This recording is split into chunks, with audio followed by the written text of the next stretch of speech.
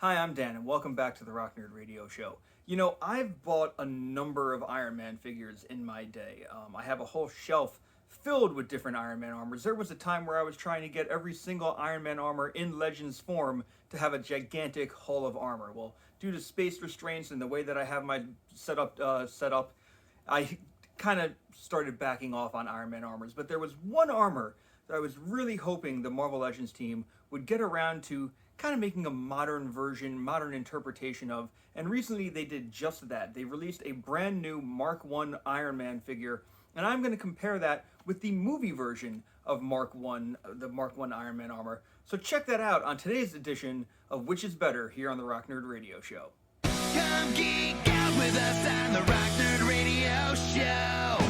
Alright, so let's get into this edition of Which is Better. On the left, you see the movie edition of the Mark 1 Armor Iron Man. On the right, you see the comic edition, or comic version of the Mark 1 Armor Iron Man. And round one is about our paint and overall appearance. Now, both of these look pretty good for what they're trying to represent. If we look at the movie one first, we can see that it looks very much cobbled together like the Iron Man armor was in the movie. We do have some neat little, paint applications here with like serial numbers, I guess. I don't even really know what to say. Arc reactor looks a little small, but things aren't flush. They're cobbled together. You can see that things run bigger, like the armor like overlaps his hand, and just like the gears and things like that. These are some pretty cool design aspects, but if you look at this one, my Avengers one, you do see that, first off, it is that silvery kind of plastic. Sometimes it gets a little swirly on it, like swirly and twirly, as people say. But it still has these nice rivets up and down the wrist. It has them continuing on the leg. It has nice design applications on the back of the figure, which they didn't really need to include. You do see the way some armor fits together, and you do see some like dings and dents, like there are some scratches here. And you also see the eyes through the helmet, which is really, really cool. And while this one has some nice little like bolts and stuff and wires sticking to it, some nice sculpt work, the action feature that this figure has kind of gets in the way, I will say that. But overall, if I were to say which one has the better paint or features on it, right now I'm leaning towards the comic-based Mark 1. One of the other things to point out, too, is that if you put them next to a regular Marvel Legends figure, so if we have Captain America, the movie one comes up kind of short when compared to Cap.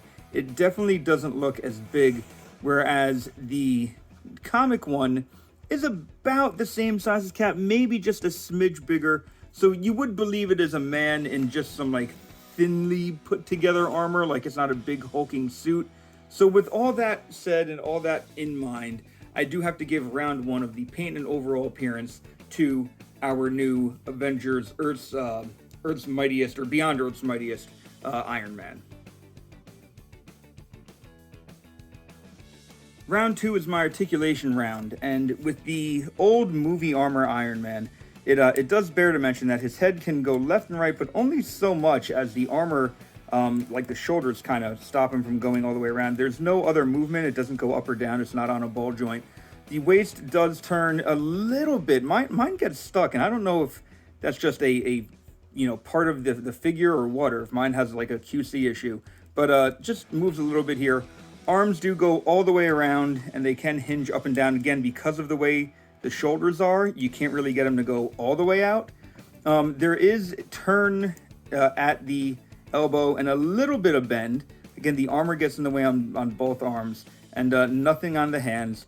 In terms of the legs, they can kick forward about that far, and they can kick out, but again, the armor really inhibiting how far they can go. They're staying true to the armor design, but really not a very articulated figure. In terms of the knee, bend is only about that much. Like, we don't have a lot of bend at the knee. There is swivel at the knee, so the leg can actually, bottom part of the leg can actually go a full 360. So you can make all kinds of horrid-looking atrocities with these legs. And then the feet, there is some up and down action, but no ankle pivot. So very limited in terms of articulation for our movie version of the Mark I Armor Iron Man. For our Beyond Earth's Mightiest Armor Iron Man, Mark I Armor Iron Man, the head is on, I believe this is a dumbbell joint, so it can go left and right. It can do a little up and down, but it can also do some, waggle like that. In terms of the body, while there's nothing in the midsection, it does have, I think they called this like an inverted kind of joint or something when they announced the figure. So he can kind of do all this cool twisting action. He can twist that way, he can go all the way around if you really want him to. We get swivel up, down, side to side, all kinds of angles. So that is pretty cool. As far as the arms, full 360 around, all the way out, just about, almost all the way up. In terms of the elbow, we do have a double jointed elbow, so you can get some real deep bends in there. And then in terms of the hands, we do have different hand options. The hands that I currently have do, of course, spin a full 360 and then can hinge, so it can look like he's blasting or just kind of standing at the ready. In terms of the legs, we can go almost fully straight out and pretty far kicking out wise. Swivel at the thigh, double jointed knee, so nice deep bend there. And in terms of the feet, again, we get some up and down, a lot more down, and we get some nice ankle tilt. Now, I really thought that the boots would turn because there is this indentation here. They don't turn here, but really it's not the end of the world for me. So in terms of articulation, this Mark I Armor Iron Man is going to win out. It just can move so much better. Round 3 is the accessory round, and as I had mentioned, there's an action feature with this Armor Iron Man. As you can see, there's like this little cannon underneath his arm, and there is a hole there. So you can actually put this fireball that he came with into the arm piece, and there is a spring in here. All you have to do is simply pull back on the little fireball piece, and it goes flying. But that was the only accessory that this Iron Man came with. And yeah, you could kind of leave it in there to make it look like he's ready to fight or ready to fire it, but unless it's kind of at an upward angle, it's just going to fall right back out of his arm. The Beyond Earth's Mightiest Iron Man does not have any kind of firing gimmick included with it, but he does come with a plethora of accessories. Now, he does have open hands at the moment, but he does also have 2 fists, so left and right fist, so if you want to have him punching rather than like repulsoring, is that the right word for it? You can. There are no holes in these hands to stick any effects, but he does come with 2 reddish blast effects and 2 swirly smoke pieces, and you can kind of stick the blast effect through the smoke piece. You kind of have to line it up just right, so it might look something like that. But then at the bottom of his feet, there are peg holes, but there's also effect ports, and you can port in the blast effects to make it look like he is flying around. Now, of course, it works better if you have 2, but it's a neat touch. If you're going to have your Iron Man flying off in the air, kind of zooming up, this does look pretty good. I've gotten very used to having holes in the hands so that you can kind of have the like repulsor blast coming out, so I kind of wish that this Iron Man had a hole in this hand so I could kind of stick the blast effect in it, because I always like the way it looks when you have like the blast effect sticking out of his hand. But in terms of accessories, let's get both of our Iron Men back in here for a moment.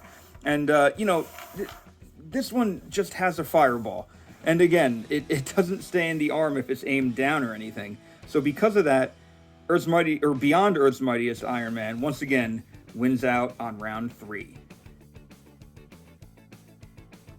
Things are getting ugly here in the 4th round as we talk about our price and availability. Now, quite honestly, I cannot remember how much this Iron Man figure cost when it originally came out. I want to say Legends were under $15 when they came out. Maybe this was a $10 or $12 figure. I truly don't remember. But these days, you can find this online for, I've seen it sell for as low as $12, and even like just around $15 it seems to be hovering. Look, I'm not like the expert on prices, but that's what I've seen it going for. It does bear to mention that there was a 2-pack with a suited body Tony Stark that this was reused in a couple years ago, and that's currently selling on Amazon for $40. The new Mark 1 Armor Iron Man, let's separate the boys for a moment. He is on Hasbro Pulse and in Target and things like that for about $28, $27.99.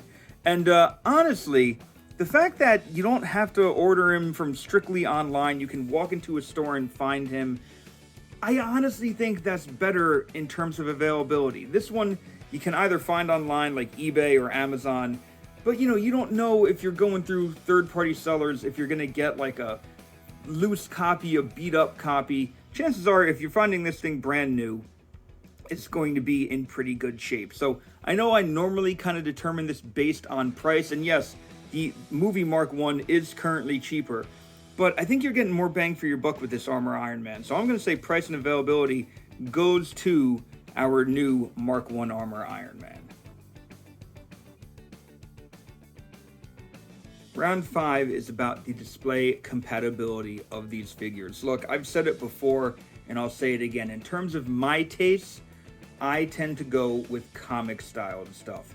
The only reason why I've been holding on to the movie Mark 1 for so long is it's the only Mark 1 I've ever had in my collection. I know Toy Biz did a Mark 1 Armor Iron Man back in the day. I never had that figure. So this was the first Mark 1 that I ever had in my collection. It's been sitting there a little bit to honor the Iron Man movie, which started off the MCU, and it's still one of my top 5, maybe top 6 favorite MCU films. But I always go comic style for my display, so I was very glad to finally get this Iron Man. So for my own personal taste and on my own personal display, this Iron Man is going to win out. So winning out all 5 rounds, the Beyond Earth's Mightiest Mark 1 Armor Iron Man wins this edition of Which Is Better. I can finally retire my movie Mark 1. It can ride out to the sunset and maybe make someone else happy, because I do plan on selling it off. With all that said, what do you think of these Iron Man figures? I know sometimes comparing a movie design to a comic design is a little bit of a tricky thing to do, because it might fall more on where your tastes are, which kind of style you like better. But, I'm going with this one. Let me know in the comments what you think. Do you agree? Were you happy to upgrade your Mark 1 Armor Iron Man? Are you never going to get rid of the movie one? Let me know. And until next time, I've been Dan. You've all been pretty awesome. I'll see you around. Come geek out with us on the Rock Nerd Radio Show.